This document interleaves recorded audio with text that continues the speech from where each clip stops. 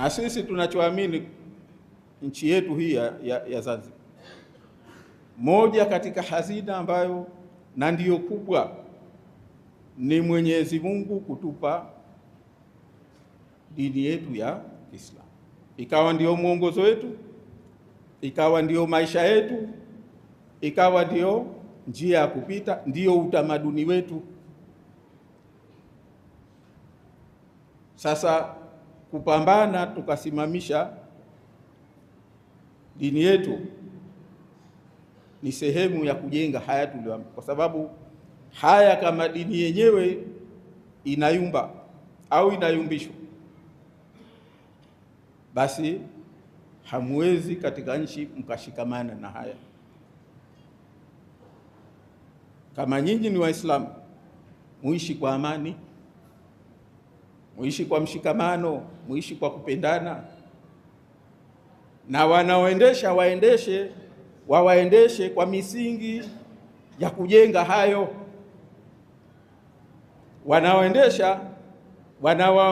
Wanaosimamia mambo yenu wasimamie kwa nia ya kujenga hayo.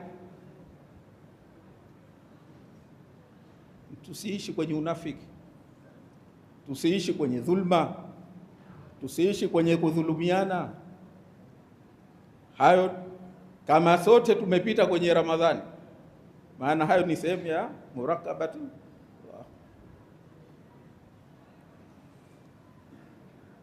Tupambanie hayo, kwa sababu tukiyapambania hayo ndio hii nchi itapata faida ya huo Uislamu, itapata faida ya hizi ada zilizowekwa za Uislamu, mila iliyowekwa Mwenyezi Mungu aliyotuwekea, ili tuwe wema, tushikamane, tupendane, tufanyiane ihsani, tufanyiane wema, tusidhulumiane. Kwa hiyo mimi nimalizie kwa kusema tu kwamba nchi yetu hii katika hilo tumeyumba, na tumepata mifano mingi huku tunakotoka, lakini wajibu wetu kujenga. Na kwa upande wetu sisi ndio tupa dhamana ya kusimamia mambo ya nchi yetu, ili kujenga misingi iliyokuwa inastahiki katika nchi yetu. Tusende hivi tunavyokwenda, tusende mpaka mtu akauliza hawa ndio Waislamu wa madhehebu gani? Kuna Uislamu huu? Hawa Waislamu kweli? Ni lazima tujenge misingi itakayoendana na kwamba kweli hawa ni Waislamu. Na kuendana na kama hawa ni Waislamu ni kwenda nchi yetu ikaendeshwa kwa misingi ambayo itakuwa ni ya kistaarabu, itakuwa ni ya haki, itakuwa ni ya kujenga mshikamano wa watu, itakuwa ni kusimamia haki za watu, itakuwa ni wakuwapa watu ikawa kweli hii ni nchi yao wanalolitaka wao, kwa wingi wao, likawa hilo ndio liwe, iendeshwe nchi yetu kwa misingi hiyo.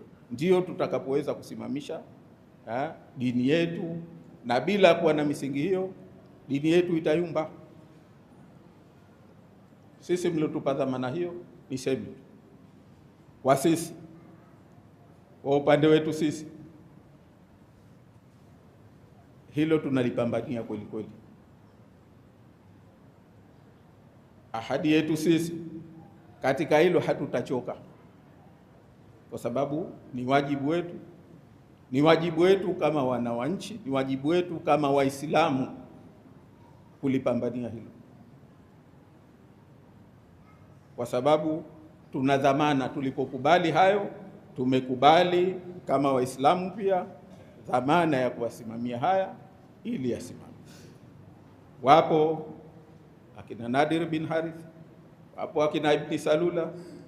Mimi niwaambie kwamba hawa hatotutoa sisi kwenye reli, tutasimama katika hili, na inshallah Mwenyezi Mungu madam tunatawakal kwake, basi tutasimama nchi hii tuisimamishe katika misingi ambayo itakuwa ni haki. Tunapambania hilo, na inshallah tuendelee kuomba dua katika hilo. Hatutokata tamaa, tunaendelea nalo.